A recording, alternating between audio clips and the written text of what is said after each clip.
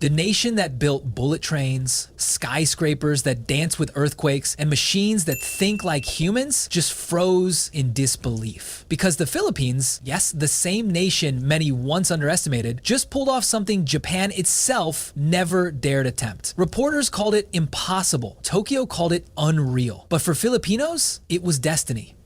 Isn't it just another success? It's a global turning point. If you're interested in this topic, hit the like button, subscribe, and type interested in the comments, and I will give you a heart. It began like any ordinary morning in Tokyo. Trains running with perfect precision, office workers flowing through Shibuya Crossing like clockwork. But on that morning, Japan's national broadcaster, NHK, aired a headline that made everyone stop mid-step. The Philippines has just achieved what Japan couldn't. At first, people thought it was clickbait, a translation error, maybe a mix-up in the newsroom, but within minutes the footage rolled, and the truth was undeniable. A group of Filipino scientists, engineers, and climate researchers had just completed the world's first fully functional floating solar city, a living, breathing community powered entirely by renewable energy, built to survive typhoons, earthquakes, and rising seas. And here's the shocker, it wasn't funded by billion-dollar corporations or foreign governments. It was designed, financed, and constructed by Filipinos themselves. Located off the coast of Cavite, this circular structure called Luneta Verde looked like something out of science fiction. Built with flexible solar membranes, kinetic turbines, and recycled ocean plastics, it could power 50,000 homes and withstand Category 5 storms. Japan's top engineers couldn't believe it. For decades, Japan had led the world in disaster-resilient architecture, yet as one Tokyo professor admitted, "We've built the world's safest buildings, but not the world's most hopeful ones. The Filipinos built something that feels alive." That single sentence went viral in both nations because this wasn't just an engineering feat, it was a philosophical one. Where the rest of the world saw technology as a race for dominance, Filipinos used it to protect life itself. But the question everyone asked was, how?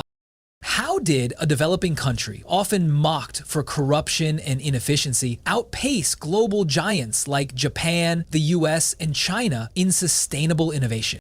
The answer began 5 years earlier. After a series of devastating floods and typhoons, Filipino youth movements, students, fishermen, and architects formed the Resilient Archipelago Initiative. Their goal wasn't to wait for international aid, it was to make the Philippines unbreakable. They called themselves the Builders of Tomorrow, and unlike traditional think tanks, this wasn't a boardroom of elites, it was a digital movement. Over 200,000 volunteers collaborated online, crowdsourcing ideas, funding materials through micro-donations, and even testing eco-prototypes in their backyards. At first, Japan's tech community dismissed it as idealistic, but what started as a grassroots dream quickly turned into a global revolution. By 2024, the Philippines had quietly overtaken several developed nations in renewable microgrid technology, small, community-powered systems that could generate and store energy off-grid. That innovation became the foundation of Luneta Verde, the floating city that stunned Japan. When the project was finally completed, the Japanese ambassador to the Philippines personally attended the launch. In his speech, he admitted something no one expected. For years, we have been teaching the world efficiency, but today, the Philippines has taught us empathy. That's when it hit everyone watching. This wasn't just about science. It was about soul, because Filipinos didn't build Luneta Verde to show off. They built it for survival, for fishermen who lost their homes to floods, for children who studied under candlelight, for families who lived between danger and hope. The project was alive with humanity, powered by the very trait that makes Filipinos impossible to imitate: resilience. And that's what left Japan speechless. You see, Japan has always been admired for perfection, for getting everything right, for turning precision into an art form. But what they saw in the Filipino engineers wasn't perfection, it was courage. Filipinos built something that shouldn't have worked and made it work anyway. Even Japanese newspapers reflected the shock. The Asahi Shimbun headline read, "Filipino innovation outpaces forecasts." The Japan Times went further, "When ingenuity meets grit, the world looks south." Suddenly, Japan's universities began inviting Filipino researchers to collaborate. Tokyo Tech launched an exchange program named Project Amahan, inspired by the monsoon winds that symbolize adaptability. Japanese students started studying not just Filipino technology, but Filipino philosophy, the mindset of making something out of nothing. One student wrote, "Japan taught the world structure. The Philippines teaches the world spirit." That line perfectly captured what made the story global. Because in a world obsessed with artificial intelligence, automation, and perfection, it was human intelligence, imperfect, emotional, and driven by compassion, that won. And yet, while the Japanese were applauding, something deeper was stirring inside every Filipino watching the news. Pride, yes, but also a quiet question: why did it take Japan's reaction for the world to finally see what Filipinos are capable of? For years, Filipino scientists struggled with lack of funding, poor infrastructure, and political indifference. Many of the Luneta Verde engineers, once applied for jobs abroad, rejected because they didn't have the right credentials. Those same people were leading a global conversation on sustainable design. That's when Japan's Ministry of Science released its official statement.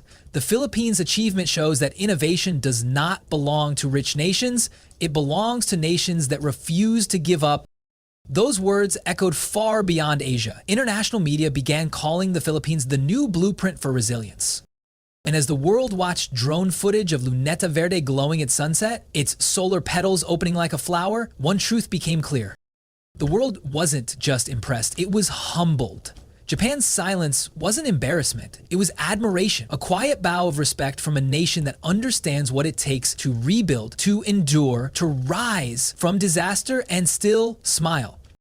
And so, when the Japanese Prime Minister ended his congratulatory message with, "The Philippines has done what only a nation of heart could do," the applause wasn't just for the record, it was for the people. Filipinos had proven that greatness doesn't need permission, only purpose. But here's where things get interesting. Japan's reaction didn't end at praise. Behind the scenes, Japanese investors, scientists, and even government agencies began forming alliances with Filipino innovators. They wanted to learn more to replicate what they called the empathy model of innovation.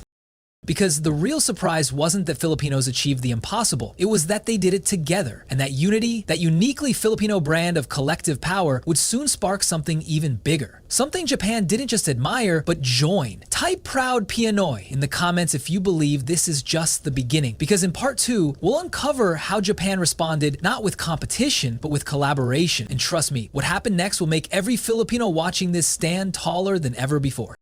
When Japan's Prime Minister addressed the press after seeing the Luneta Verde project, he didn't talk about competition, markets, or technology. He said 5 words that silenced the room: "We want to learn from them." That moment changed everything. Japan, the nation known for efficiency, hierarchy, and precision, was now looking south toward a country it once underestimated, asking not how the Philippines did it, but why it worked. Because behind every panel of that floating solar city wasn't just science, it was solidarity. And Japan wanted to understand it. Within a week, the Japanese Ministry of Economy, Trade, and Industry sent an official proposal to the Philippine Department of Science and Technology, DSTT, the offer to co-develop the Asia Resilience Partnership, a joint program combining Japanese precision engineering and Filipino community-driven innovation. For the first time in history, Japan wasn't the senior partner. The memorandum explicitly stated that the Philippines would lead the design and social implementation, while Japan would support infrastructure and research. To many Filipinos, this felt like poetic justice.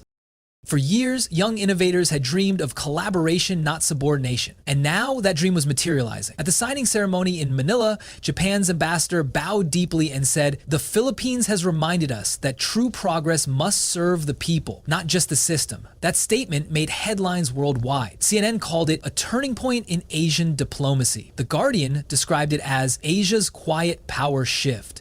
Because make no mistake, this wasn't just a handshake, it was history. The first joint venture launched under the partnership was called Project Emahan, named after the cool northeast wind that signals stability and renewal. Filipino and Japanese engineers worked side by side in Cebu, building smaller floating energy pods inspired by Luneta Verde, each capable of powering rural villages that had never experienced 24-hour electricity. But what fascinated the Japanese most wasn't the engineering, it was the ethics. Filipino volunteers refused to use imported labor. They trained locals, teaching them how to maintain the systems. Every community became part of the project's ownership. In Japan's corporate culture, that approach was radical. A visiting Japanese engineer from Osaka was quoted saying, "In Japan, we optimize machines.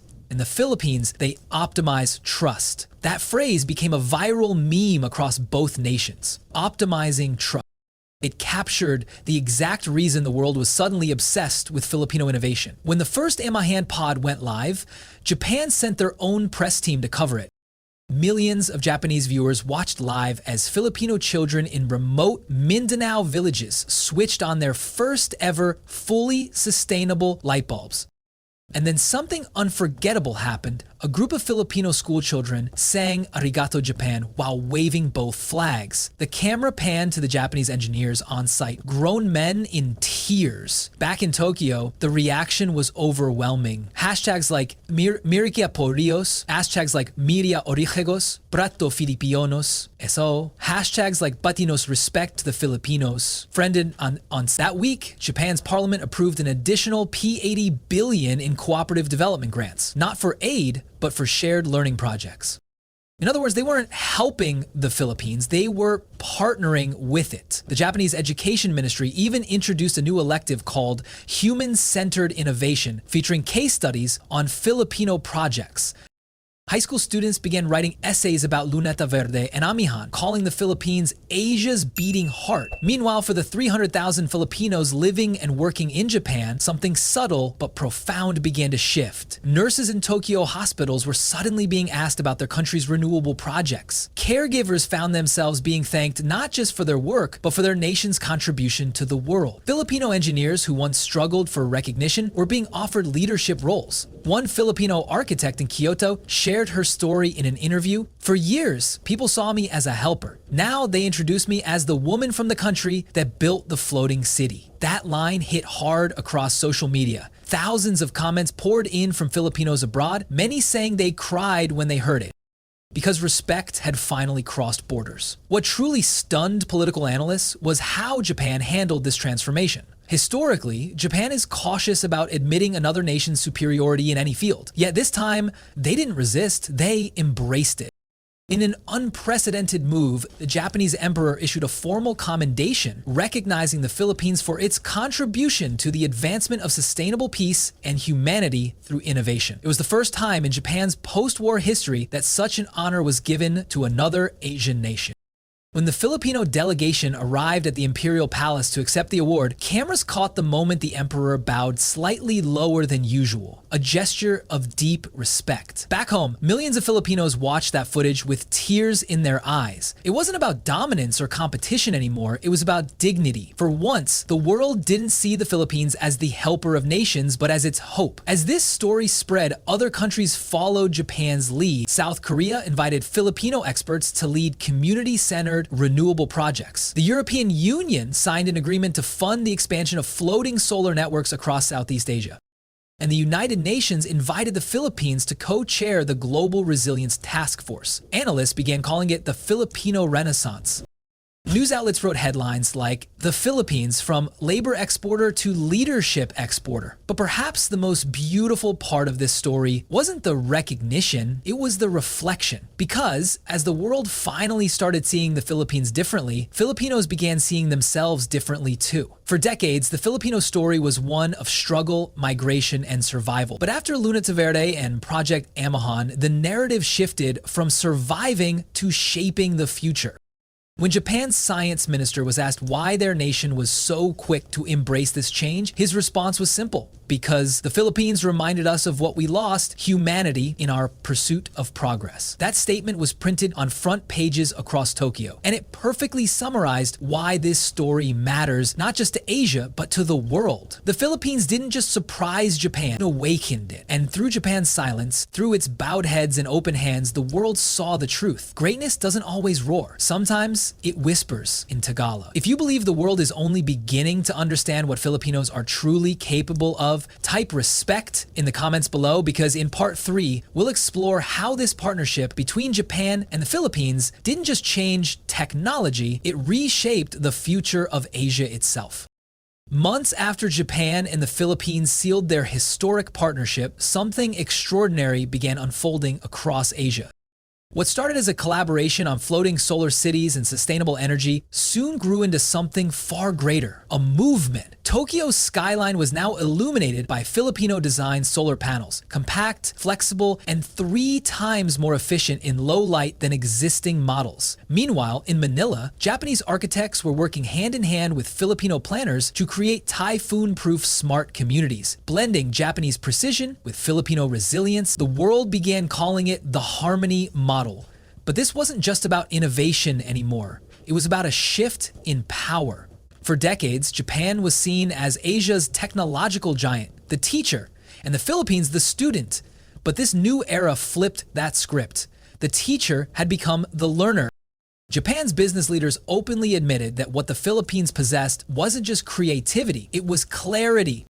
In Tokyo, during the Asia Sustainability Forum, Japan's Minister of Economy declared, "We have mastered systems, but the Philippines has mastered sincerity. And in the next century, sincerity will lead systems." That line exploded online because it wasn't just a compliment, it was a confession. By 2026, the Philippines had launched the Maharlika Tech Institute, co-founded with Japanese universities dedicated to humanitarian engineering and social design.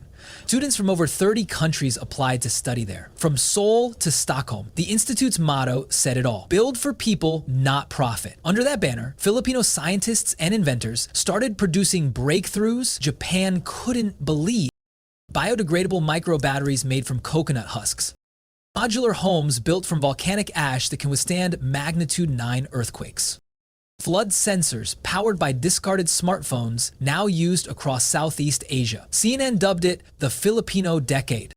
The Economist called it the rise of the archipelagic mind. But for Filipinos, this wasn't just about global headlines. It was about identity. For once, they weren't being recognized for endurance alone, but for excellence.